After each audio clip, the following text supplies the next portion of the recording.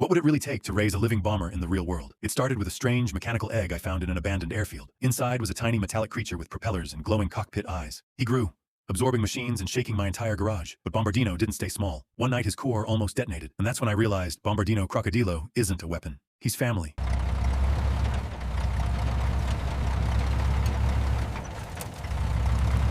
It was a Tuesday. Just a boring, gray Tuesday. I was clearing out the old brush at the edge of the property when I saw it. At first, I thought it was a discarded fuel tank, or maybe a piece of a fallen satellite. But when I touched it, it was warm. It had this rhythmic vibration, like a heart beating inside a furnace. I should have walked away. I really should have. Lifting the containment unit But curiosity was difficult. is a heavy thing. It began to vent steam I almost brought it into the immediately. garage, cleaned off the dirt, and realized this wasn't made by nature. It was engineered, riveted, born in a hangar. And then, the first crack appeared.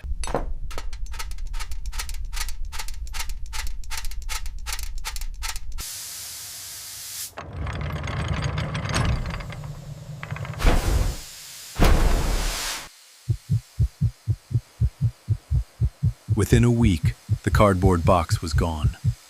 Then the dog bed. My garage started smelling like high-octane aviation fuel and hot metal. He started practicing. His little wings would lock into place, and those side propellers would kick up a storm of dust and old newspapers.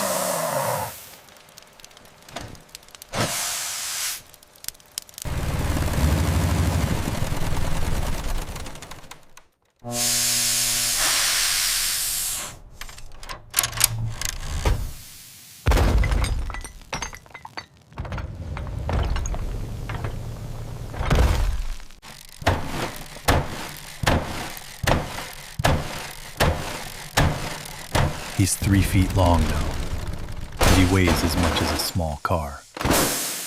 I watched him catch a 10-pound weight midair yesterday.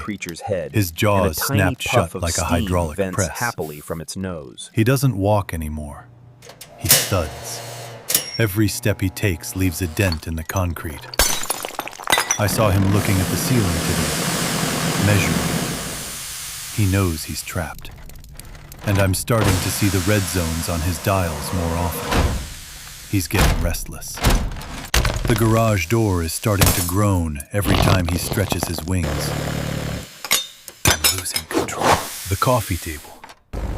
It didn't just break. It pulverized. One playful jump from the Bombardiro, and 3 inches of solid oak snapped like a toothpick. Before it lunges up. He looked at me with those amber eyes, tilting his head as if to say, sorry. But I saw the sparks. Then came the misfire, a blinding orange arc from his nose cannon. The garage became a cage. Creak, groan. I could hear the wooden studs of my house splintering as he grew another foot in a single night. His wingtips were carving deep trenches into the drywall.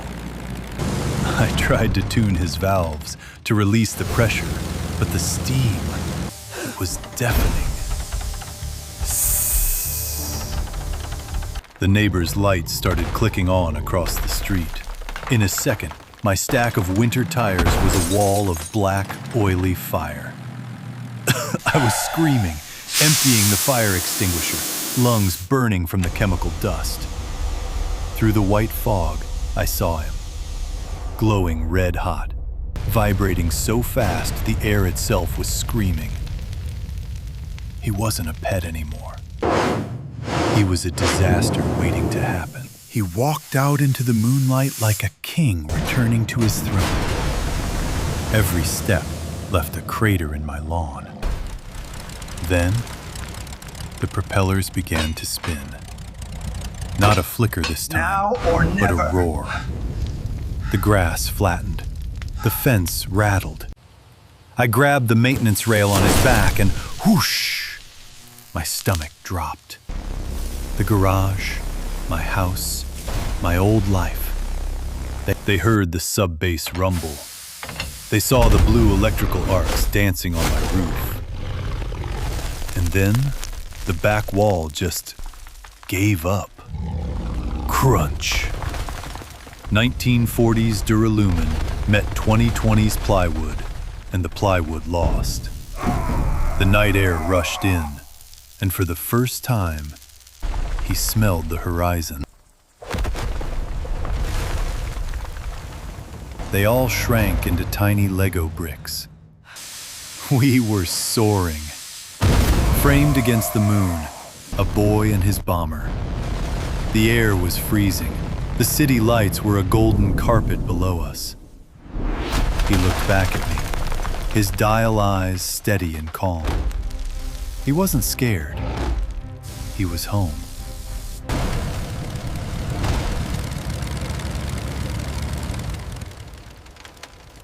We found a sanctuary, an old forgotten airfield where the ghosts of B-17 still sleep in the tall grass. I spent days there, building him a nest of tarps and rusted chains. But the flight had pushed him too hard. His core started pulsing white, a ticking time bomb of ancient energy. I had to reach into the white-hot machinery, fingers inches away from the spinning brass gears. Clunk! I pulled the stabilization lever. The light shifted from blinding white to a soft, sleepy orange. Passing moment marked by the sun. He rested his heavy metallic head a on my frantic chest. assembly of steel and rope. We were both exhausted, both broken, both alive.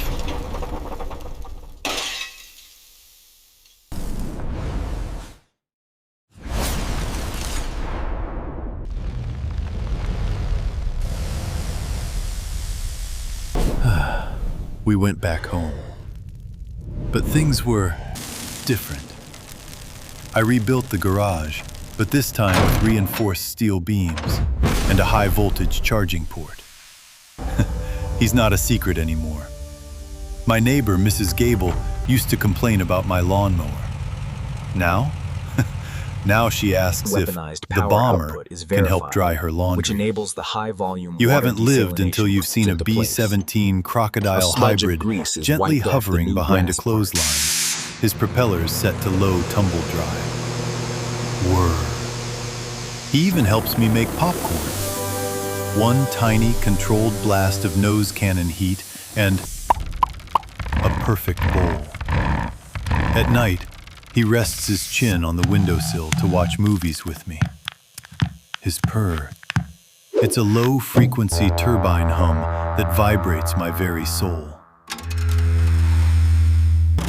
All right, good to go. Clink, clink, clink, clink. Years clunk. have passed. The city grew, but we stayed the same. He's the guardian of the neighborhood now. The kids don't run away anymore.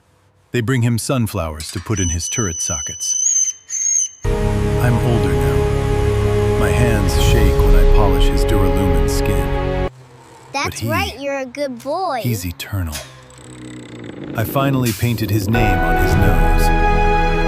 Bombardiro. Yesterday, I saw my grandson in the garage. He was hiding something behind his back. A cold, So the mighty metallic Bombardiro receives its egg. name, a fitting tribute I heard that to its familiar storied rhythmic legacy. ticking. I didn't say a word. I just smiled. After all, every boy deserves a fortress. Every fortress needs a home.